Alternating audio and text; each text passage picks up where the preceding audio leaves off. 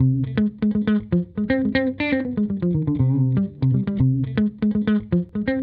begins from the premise that if you treat people well, most of those people will treat you well in return. And it's been proven out. 90% of aspiration.com customers voluntarily pay. That is Joe Sanberg, my guest for this season finale episode of the Wisco Weekly podcast. Joe and I spoke primarily about his organization that serves hundreds of thousands of low-income families here in California and helps them with their taxes. However, it wasn't until we started talking about his other endeavors where you start to see the full picture of how Joseph Sanberg provides and delivers a customer experience through his endeavors. And clearly, it's a business model and thought philosophy that is worth emulating. And for me, it was definitely a humbling experience to listen and talk to Joe about this. We introduced a new segment on this last episode of Cruising for Cash. It's money-saving tips with Kelly Cruz. It should be noted that in Lawsuit Happy America, I need to add that any advice and any information we provide, you should consult with your CPA or tax advisor on how the information may apply to you. So kind of a dull thing to say, kind of puts me as a downer, but it's the responsible thing to do. So please just know any advice, and we're going to continue to share more information, more advice of how you can save some money. Please do consult with your tax advisor or CPA on how it applies to you. Lastly, I want to thank all of the loyal listeners who have been tuning in since we started season 2. The 400 plus of you that have been tuning in, thank you very much. Please continue to tune in for season 3 and tell a friend, share a friend. Hopefully this podcast is not only serving as good professional knowledge, but hopefully it's also doing something for you personally, and it's making you live a happier and healthier life as a result of hearing some of the things that not only what I have to say, but what my guests have to say. All right, that's it. Thanks for tuning in. Here it is what it is, and this is the last episode of season 2 of the Wisco Weekly podcast.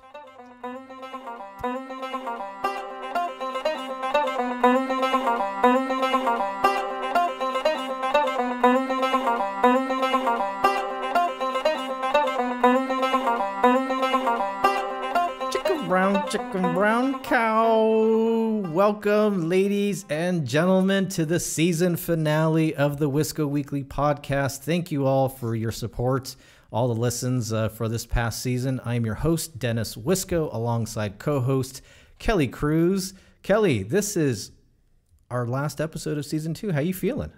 It flew by. I definitely had some nerves the first few episodes, but kind of getting the hang of things. And then you talked way too damn much. Good Lord, it was hard to keep you quiet. Have you gotten that feedback from anyone? Yes, as a matter of fact, okay. all these people writing me like, yeah, you should, Kelly should, cut her off. She's done. Stop giving her those you segments. Yeah. Well, so a couple announcements here before we begin this last episode here. First off, if you heard Tuesday's episode, please do check out wiscoweeklypod.com/customer horror, running a contest for everyone to submit their best buying horror story. You'll have the chance to win some prizes, but submit your information at wiscoweeklypod.com/customer horror. Also, as we do take a break, after season 2, we'll start up season 3 probably about beginning of April. During that time, I will be doing a little bit of traveling, and specifically, I hope to see everyone at NADA. So if you do see me, please come say hello, and I'll probably come say hello to you guys as well. So that's just a couple of announcements. On this last episode here, this is the topic of this episode is something that I've wanted to introduce to you all, again, as a way to look outside of the box, as a way to go outside of the automotive industry and take a look at how other industries are providing a customer experience. So as this episode is appropriately titled, How the Government Provides a Customer Experience. And my guest today is going to be able to provide some very great insight onto what he does right now with the government. So let's go into my guest's introduction. My guest for this episode has several great introductions that discuss his background, his investments, and the causes he most cares about. So how then do you give a proper introduction to this gentleman? I'll give it a try. Let's go back to 1994, to a high school gymnasium. Wooden bleachers with missing slats on either side of the gym, an internal temperature with a biting coldness similar to a concrete warehouse, the smell of dust and musk. It was basketball practice for 40 young freshmen at an all-boys Catholic high school. On one side of the court were the skilled and experienced freshman basketball players. When we did layups, we touched the backboard, a clear indication of athleticism at this particular high school. On the other side were the participants. These were the players who you knew were going pro in something other than sports. All of us knew each other, and the stereotypes were already being established. So it's no surprise that tiptoeing like a deer on a frozen lake across the half-court line was my guest, Joseph Sanberg, the alleged smartest person in our freshman class. Slightly uncoordinated in his basketball skills, he made his way over to me and asks, "Hey, Dennis, do you know the meaning of the word?" Now, I don't remember the word he said, but insert any innocuous word that would never be spoken or heard during a freshman basketball practice. "Hey, Dennis, do you know the meaning of the word sycophant, cacophony, precocious?" I mean, who does that during a basketball practice? But that's who my guest is. He's willing to traverse borders in order to bring an understanding and a level of assimilation. Full stop. So it's no surprise that through all of his endeavors, he is now leading the charge in California to bring financial security to everyone. Full stop. He's the founder of the California EITC for Me program, a program which collaborates with the California Franchise Tax Board to administer the Earned Income Tax Credit. He started it, lobbied it, hired the right people, partnered with the right organization, and now Cal EITC for Me impacts more than 350,000 filers, putting nearly $200 million back into the pockets of working families in the state of California. Full stop. Here to discuss how the government provides a customer experience, please welcome to the podcast California entrepreneur, Mr. Joseph Sanberg. Thanks for having me. Joe, thank you for coming on. We need to take care of a little bit of business here before we continue on. So I'd like to have a motion to call this meeting to order to take care of business first. I motion to bring the meeting to order. Do I have a second? I second. Mr. Sanberg, are you willing to go on the record and announce your candidacy for president? Not today. Mr. Sanberg, are you willing to go on the record and announce your candidacy for governor of California? Not today. This meeting is now adjourned. All right, let's get on to the topic of the episode. So, Joe, let's get a baseline here first, and from that baseline, let's kind of see how where all roads map to this, kind of pot of gold here. Yeah. So, explain to us what California EITC for Me is. Cali ITC for Me is a statewide organizing program that makes sure every eligible California family claims and gets their earned income tax credit. Now, the earned income tax credit, or EITC for short, is literally a cashback tax credit that you get when you earn a low income. In fact, even if you don't owe taxes, you can get cash back from the state. The idea is to make work pay better, because the biggest challenge that California families face is that they're working, in many cases, they're working multiple jobs, but their wages aren't high enough to pay for basic needs that are becoming more expensive. And I believe that in California, everyone who works should be able to afford life's basic needs. The cold reality, though, is 3 of 4 Californians couldn't handle a $700 surprise expense. 1 of 5 Californians lives in poverty. Another 1 of 5 Californians live near poverty. And so we have a lot of work to do in California. And the EITC is one of the most effective ways of literally making work pay better. You have to work to be eligible for the EITC, and it lifts the wages of people who are working hard but earning a low income so that they can better afford to pay for life's basic needs. As you mentioned, the Cal EITC for me serves close to 400,000 families every year. That helps them get their earned income tax credit from California and also from the federal government. The EITC has existed at the federal level actually for 41 years. California's EITC is new. It's only in its third year of existence. And the work we do is so effective because we help people get both their state and their federal EITC. And so many of the families that Cal EITC for me serve walk away with $6,000, $7,000, $8,000 of cash back. Now let me tell you about who these families are. 3 of 4 of these families are led by single moms. 9 of 10 of these families have kids, and 4 or 5 of these families are families of color, and they're all working hard and struggling to afford life's basic needs in a state where basic needs are expensive and getting more expensive. So this program here is new in California. So walk me through then how, with a new program in California, how then Cal EITC for me serves, this, or I guess, how are you able to take Cal EITC for me and start to integrate it into such a new program in California?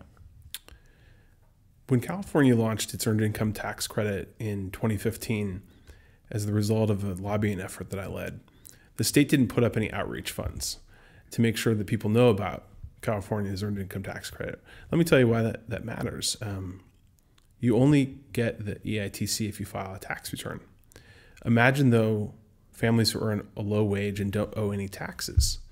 They don't file a tax return. And so that's a big bottleneck that at the onset of the program we had to solve, which is making sure that families who earn a low income, who don't owe taxes, would file a tax return. Mm-hmm.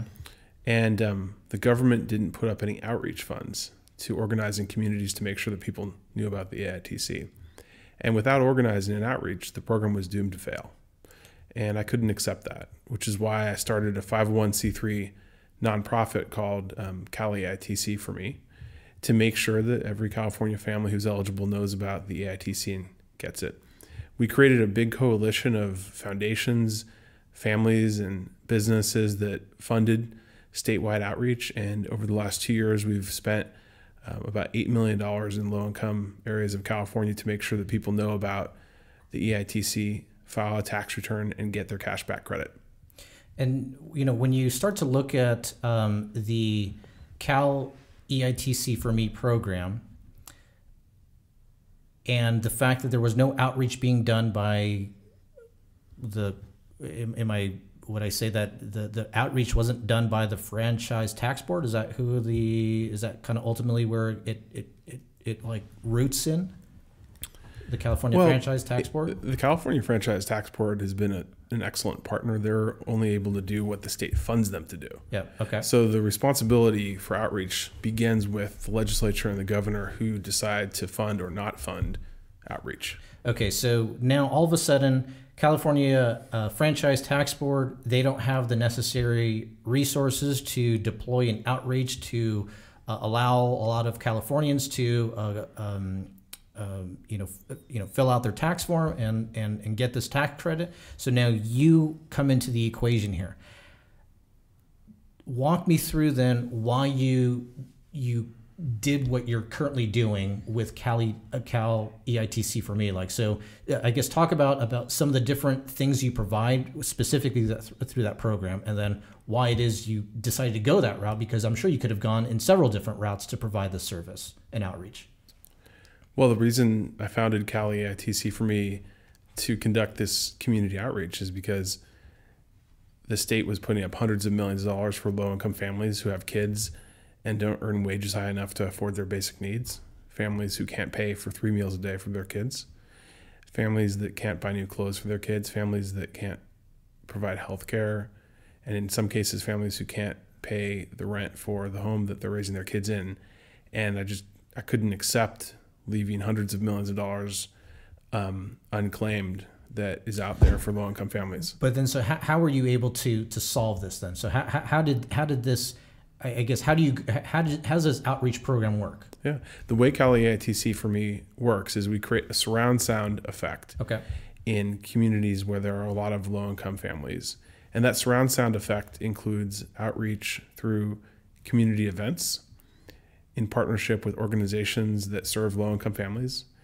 The surround sound effect also includes Facebook advertising that raises awareness about the availability of the earned income tax credit and who is eligible.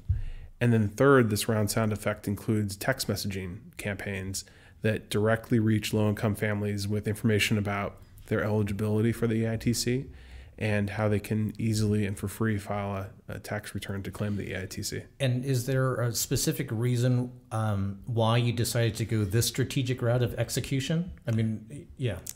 Well, in my experience in organizing as well as in building consumer-facing businesses, the way you reach people and activate them into an action or an adoption of a product or a service is you have to create, as I described, the surround sound effect so that people are hearing about something from multiple channels, so that you're hearing about it when you look at your phone and you're on Facebook, you're seeing it when you open your iMessage icon on your phone, and you see it in your community with events that are occurring with organizations and locations of places that you trust. Mm-hmm. So you're hearing about it at school and through faith-based groups, and you're seeing it on your phone, in your text message, and on your Facebook, and it creates this, as I described, this surround sound that ultimately motivates you to action. Well, I do like this whole idea of I mean, you describe it as surround sound, right? But you also have this like boots on the ground. That's the whole community events, right? Which is so important because there's still a level of service you have to provide face-to-face that you can't solve through any kind of digital marketing. True. But then you've now complemented that with Facebook ads and texting. So I'm curious, the whole texting route, walk me more through how successful and what kind of messaging do you provide through texting? Because that's that's almost like shorter than Twitter, really. Yeah. Well, texting is a new frontier in organizing. And there are several partners that provide various software that enable you to text a large number of people in a short period of time. But to be clear, you can't send mass text messages out. They actually have to be personalized to the recipient. And so the way you administer these text messaging programs is... Now, is that California state law? Is that federal state law? I know it's California law. I'm not Definitely sure. California. Yeah, I'm not sure whether it's federal.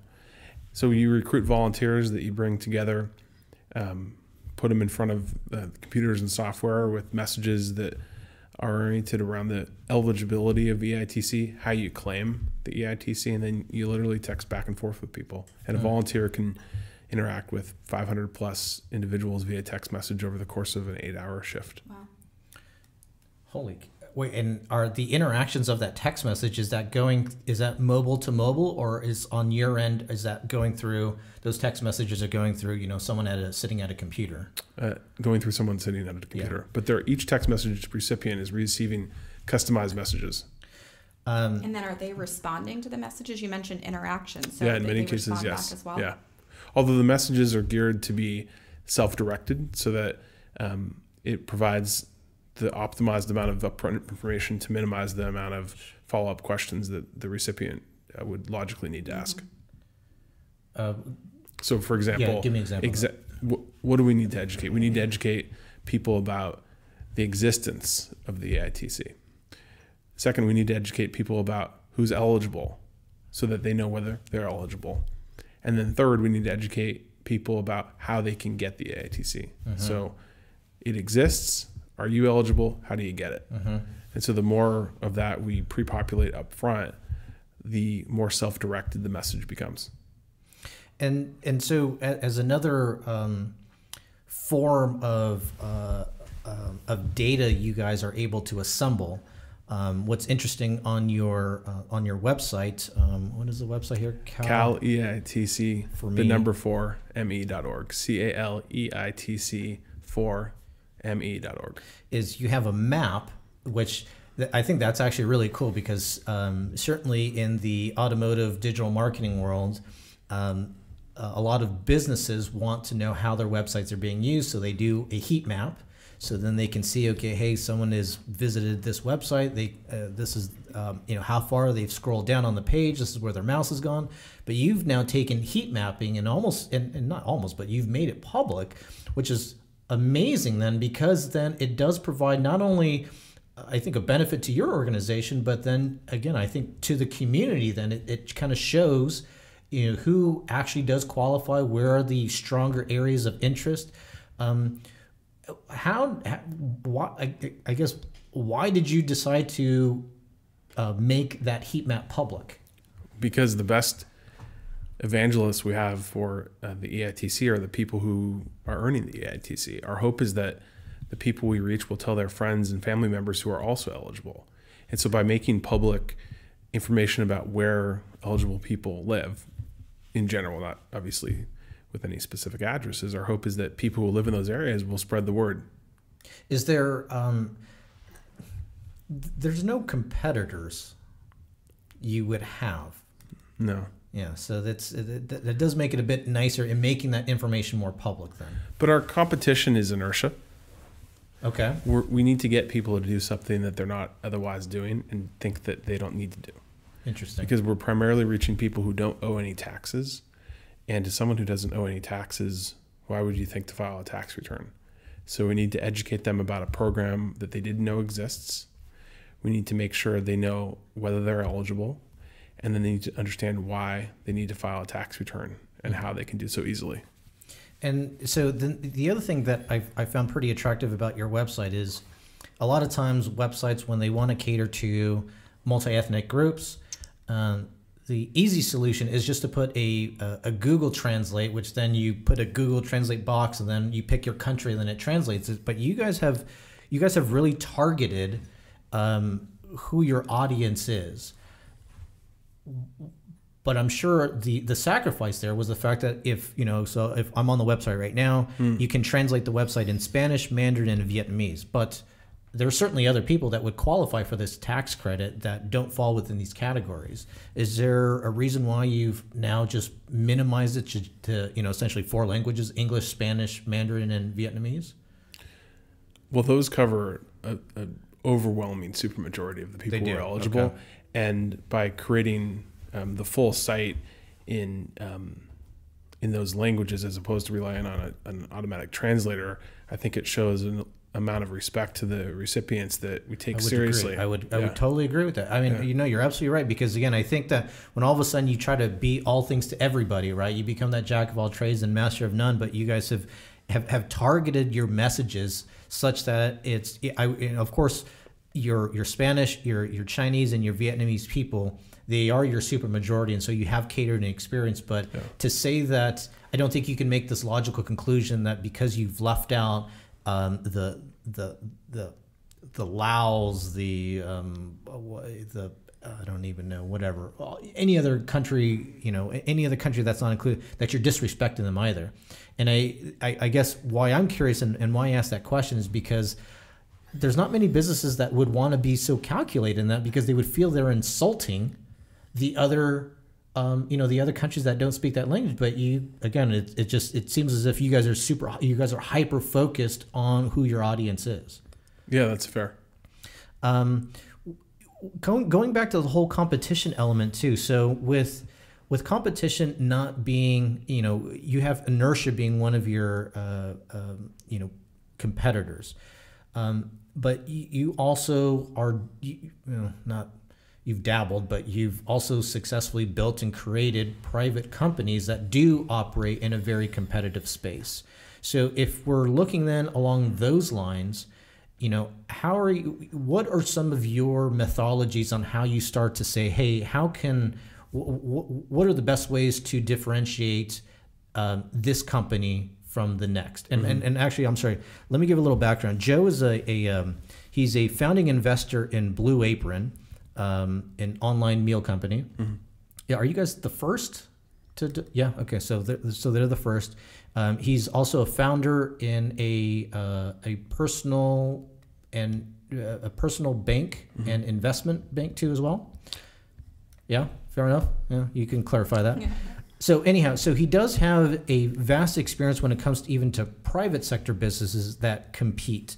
So let's go back now to my question here. When you are competing with other businesses that you are in cutthroat industries, how are you looking at trying to differentiate some of your private business from what exists out there? First of all, I think it's easier to compete with other businesses than it is to compete with Inertia. Interesting. Because when you're competing in a marketplace where there is obvious demand for a service that people are recurringly acquiring, and your job is to pull those customers away from other businesses, all you need to do is convince those customers that your product and service is better, not that they need the product and service at large. When you're competing with Inertia, you have to convince your audience not only that your product or service is great, but that they even need the product or service in the first place, and that the product or service even exists. So in the case of Aspiration.com, Aspiration.com is a socially conscious online bank, and everyone knows they need a bank account. Most everyone has a bank account. So Aspiration's charge is to convince people that its banking accounts are better. In the case of Cali ITC, for me, we have to educate people about something they didn't know existed, and then get them to do something they've never done. We have to educate them about the existence of an earned income tax credit. Then we have to convince them to file a tax return, something they haven't been doing because they don't owe any taxes. And so I think that competition against Inertia is frankly harder for those reasons. There's just more calls to action that you have to successfully get your customers to embrace. And the when it also comes down to some of the tools you provide to fight Inertia through Cal EITC for me, talk about some of the tools that you guys have on the website. So we mentioned the heat map already. Yeah. What are some of the other tools that you use?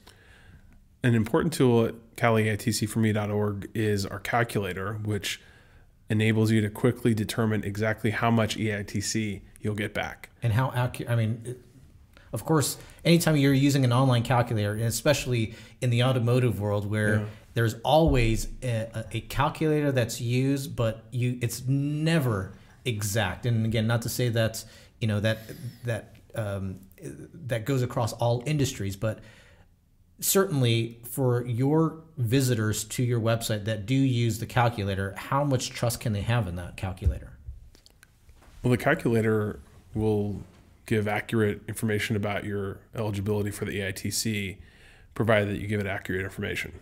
So to the extent that you input into the calculator the correct info about how much you earn, how many kids you have, and your zip code, it'll give you accurate information about how much EITC you'll get. You know what I love about that answer, Joe, is like that was actually so straightforward and upfront. And it's not that I was trying to put forth a got you question, but in the automotive world, like nobody would actually want to do something so straightforward and upfront.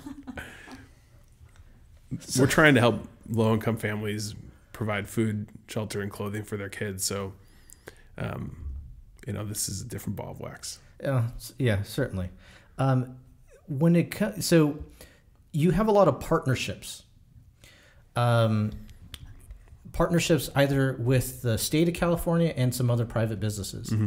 Are there any partnerships that you have that are most notable in terms of carrying out the program? Well, foremost, Cali ITC for me is partnered with the state of California and the Franchise Tax Board. Second of all, Cali ITC for me is partnered with a lot of California's leading philanthropies and private foundations. Third, Cali ITC for me is partnered with many of the most effective labor unions. Fourth, Cali ITC for me is partnered with many faith-based groups in low-income communities. Fifth, Cali ITC for me is partnered with school districts around the state in low-income areas. Sixth, Cali ITC for me is partnered with many elected officials who want to see their constituents get the earned income tax credits that they're eligible for. That's just a sampling of our partnership mosaic. And as you noted, partnerships are really important because What matters to Cali ITC for me is not who gets the credit for the success of the program, but that low-income families get cash so that it can better afford life's basic needs. And I think Cali ITC for me testifies to the power of how much you can get done when you don't care about who gets the credit. I don't care who gets the credit for Cali ITC for me. If people never remember that I existed, but low-income families are getting more cash so that they can afford life's basic needs, that's fine by me. And so I think we've been able to create very successful partnerships because we're eager to give credit to our partners for this work. Go ahead, Cal. Yeah, I was just going to say on a personal note, where does your passion come from? Because clearly you're passionate about this for this type of project, or how did you get into, was it you enjoy helping people, or is it specifically low-income families, and kind of how did you segue into this kind of sector? Mm. Well, first of all, poverty is a personal experience to me in a way, frankly, that Dennis might not know. It was something that I think my family kept more private when I was young, but we grew up in a low-income household. I had an abusive father. I was raised by my mom. We had very little income. We lost our house to foreclosure. And I saw as a kid how the constant financial stress of not being able to pay bills really destroyed my mom's life and our family. And what I know is that today there are many, many more families in California experiencing that. That the biggest thing that's changed in 30 years since I was a kid is more California families are led by single moms like mine was. And they're working, but they don't make enough to afford life's basic needs. So first of all, it's a personal experience and a personal passion. Second of all, I think by being human, you shouldn't have to live with constant financial anxiety. Mm-hmm. If you think about the times in your lives when you haven't been able to pay a bill, you'll remember that sense of anxiety, that pit in your stomach that gripped you. It's almost paralyzing, right? It's what they call that fight or flight state, right? Well, that's how 3 or 4 California families live every hour of every day. 3 or 4 families in California couldn't handle a $700 surprise expense. That means 3 or 4 kids in California are growing up in a household where one minor health problem will throw their family into financial turmoil. A couple of blown tires on a car will throw their family into financial turmoil. A busted pipe in their apartment will throw their family into financial turmoil. It's not a fully human way to live. And it's occurred not because of forces outside of our control, like globalization and automation. It's occurred because of very bad choices we've made over a very long period of time that have given our economy to a small number of big companies that have too much power over all of the rest of us and leave most people working for wages that are too low to pay for life's basic needs like food, transportation, housing, healthcare, and education. And I think we're in a moment of reckoning where this problem, which we've talked about for 30 years and have done nothing about, have let it get only worse, is coming to a breaking point. And we have to choose between a continuation of wealth concentrated in the hands of a few or democracy. This isn't a new idea. 100 years ago, Justice Brandeis said that we have that very choice between wealth concentrated in the hands of a few and democracy. And where I think living an echo of the early chapters of the industrial era in the early 1900s, when you had this out of whack over concentration of economic power in the hands of a small number of companies and ultra powerful monopoly families. And then we met that call with a progressive antitrust movement that restored competition in our economy and power to workers and consumers. Again, today we have to ask whether we're going to meet that call. Are we going to restructure our economy so that there's healthy competition that balances the power that workers and employers have? Or are we going to allow this continuation of exaggerated wealth concentration to get worse and worse and worse? I know what's happened in the last 30 years, which is it's gotten worse and worse and worse. And the result is what we have today, where 3 or 4 Californians live with no financial security. And EITC is one of many steps that we have to take to remedy this situation. And what is the bridge that Cal EITC for me connects then? So 3 out of 4 Californians are living in a state of poverty. You provide these resources, this program for them to receive this tax credit. What is the next logical step for these families then? We need to expand the EITC so that families get more of it and more families are eligible for it. And the best road we have to expanding the earned income tax credit, the best road we have to creating an economy that works for everyone instead of monopolies, is organizing and activating political action by low-income people. We got the EITC launched 2.5, 3 years ago, but in its first 2 years, it only reached 600,000 families each year. And we got 2/3 of people who are eligible to claim it. But there were so many low-income families that weren't eligible. In the first 2 years of EITC, the income eligibility stopped at about $15,000. Now, families with 3 kids who are making $19,000 need EITC as well. Even worse, freelancing income, which is the kind of income you earn when you drive for a ride-sharing company, keep house, or garden, freelancing income wasn't eligible for the EITC. And one of the worst experiences I've had ever was having to see the thousands of families that we turned away from our community events who weren't eligible for the EITC because they earned freelancing income.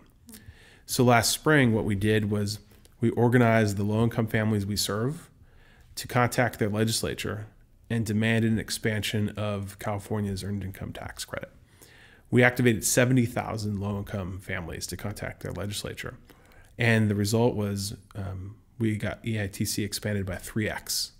So this year, as a result of our advocacy last spring, 1.7 million families will be eligible for the EITC, up from 600,000 the first 2 years.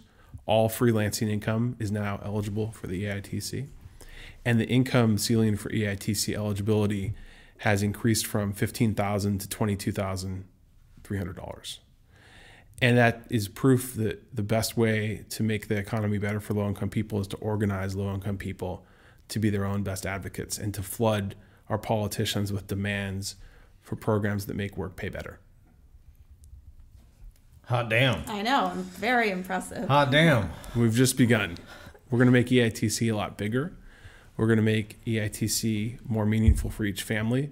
And the road to those outcomes is continuing to organize and activate low-income families to contact politicians. Now, so, at the end of the day, though, too, what's most appealing about this program is the fact that and again, I know that you said you don't really care if anybody knows that you're in charge of it, but certainly for someone like myself, and I think for everyone else that will listen into this, is that they will take notice of someone like yourself. I mean, the brains behind the operation, because at the end of the day, sure, you're going to have all your, you're going to have a lot of people who will execute, right? But they still need an idea to execute from. They still need a leader to execute from. Mm-hmm. So how are you able to empower then an organization that spans where your arm cannot reach? Mm-hmm. So I guess some of what I would find the trouble to be when it comes to management is you kind of have to have those meetings. You have to have that in-person touch. Mm-hmm. But you're working with a lot of different organizations that it's tougher to organize and tougher to manage. Mm-hmm.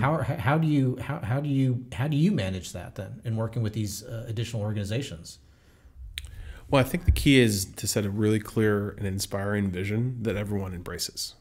And in the case of our work with Cali ITC, for me, it's easy, which is we want to create a California where everyone can afford life's basic needs. And presently, we have a California where 3 of 4 people have no financial security, who couldn't handle a $700 surprise expense. And that vision of creating a California where everyone can afford life's basic needs appeals to a lot of people who have had primary experience with living and growing up in low-income households. Frankly, it appeals to the 3 of 4 Californians who right now are experiencing the ongoing stress of knowing that one small health problem or a couple of blown tires in their car will set them into financial crisis. And from that universe of tens of millions of people who are living this experience are so many people who want to work firsthand in administering the solution. I'm curious then. So, at the end of the day, you're talking about a lot of the practical things, right? Mm-hmm. But I think at the end of the day, there's still kind of a source of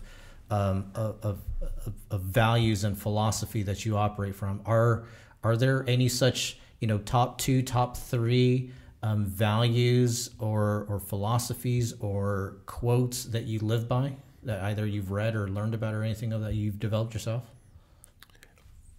More than anything, I believe that by being human, we have the right to live with financial security.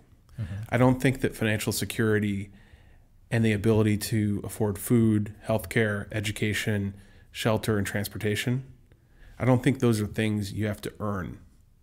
By the nature of being human, those are birthrights. And unfortunately, we've chosen to organize ourselves as a society where there's what I call a culture of opportunity. That the best we're going to do for you is we're going to give you all equal chances to work so that you can maybe afford these things. And that's been the prevailing philosophy, I'd say, through the course of our adult lifetimes. I believe in a different philosophy. I believe just by the fact that you are human, you should be able to afford the basic needs of life. And I think that if we were to create a society like that, we would all be better off, from low, middle to high income people. Because when you create a society where everyone can live with the basic security of life's needs, then you create a place where everyone can live fully human and be their best. Not everyone agrees with this approach. There are some who think that the poor deserve to be poor because they don't work hard enough, or they live off the government dole or whatever the case may be. And that neither stands up to morality nor to statistics, because the reality of poverty isn't that we have a lot of people who aren't working. The reality of poverty in America is we have a lot of people who are working 3 jobs and still can't afford life's basic needs.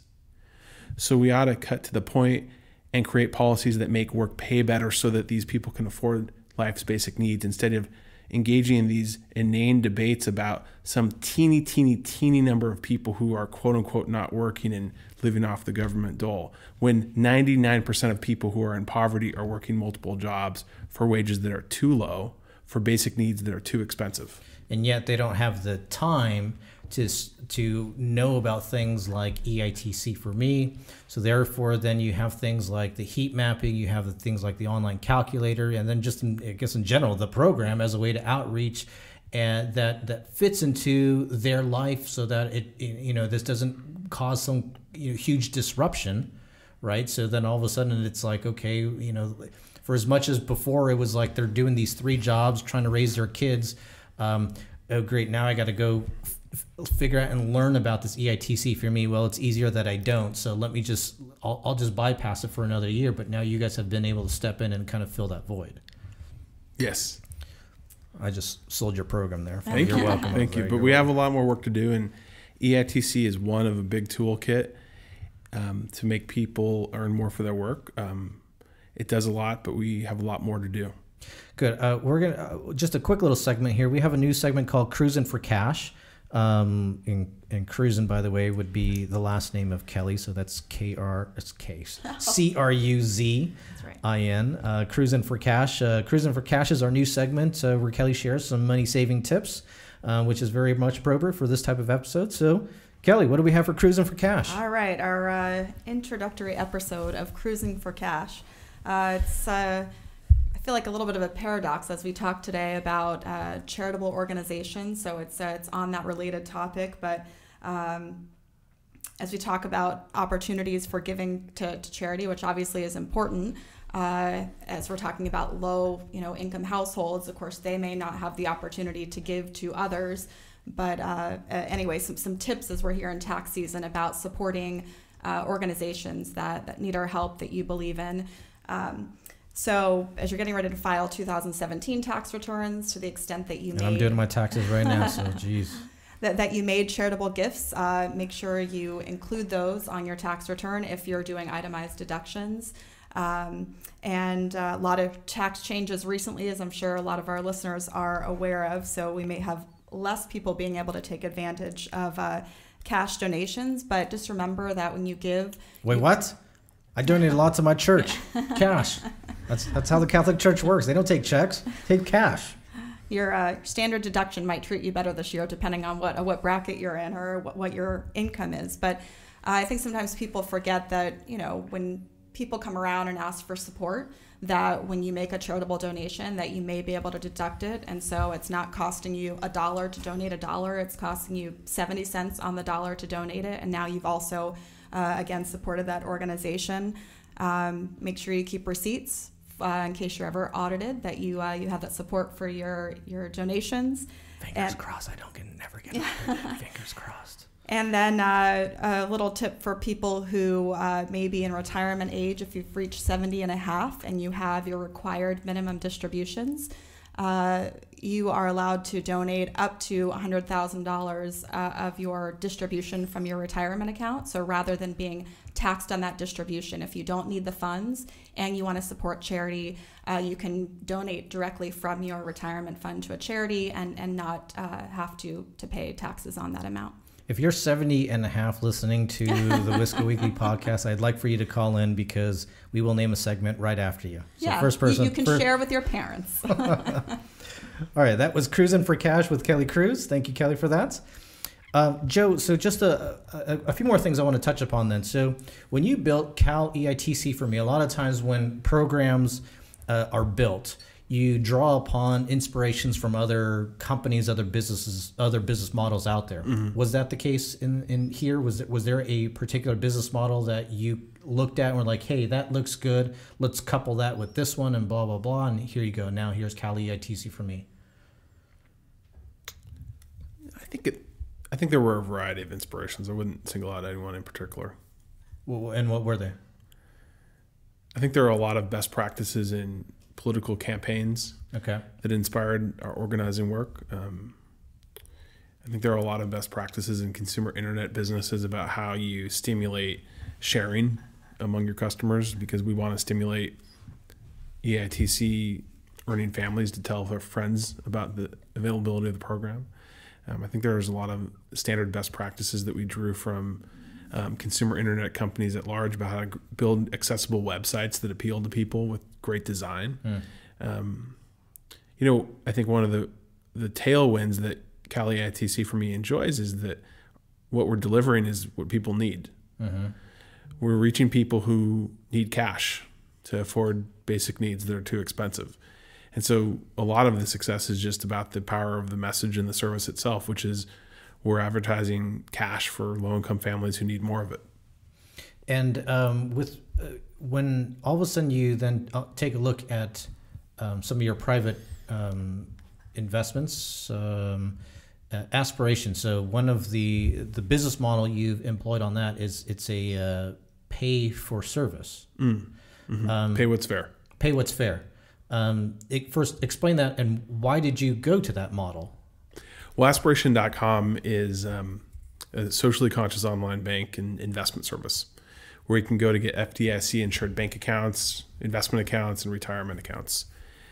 Aspiration.com serves over 250,000 people, and 1,000 plus people sign up every day to move their banking to Aspiration.com. The pay what's fair business model means that the only account fees you pay as an Aspiration.com customer are voluntary. And the philosophy behind this is that we think the biggest pain point that people experience with their bank is that most people believe that the worse they do, the better their bank does. That the lower the balances you have at your bank, the more fees you're charged. Which is absolutely true, right? Yes. And the more debt you carry, the more interest income that your bank earns. And so we wanted to flip that on its head and create a model instead where Aspiration.com as a company only does well when you're so happy that you're inspired to voluntarily pay. And it begins from the premise that if you treat people well, most of those people will treat you well in return. And it's been proven out. 90% of Aspiration.com customers voluntarily pay. Man, you know, it's like talking with Joe here. It's like all this goodness of like being a human being in this world. It like actually does kind of reward you.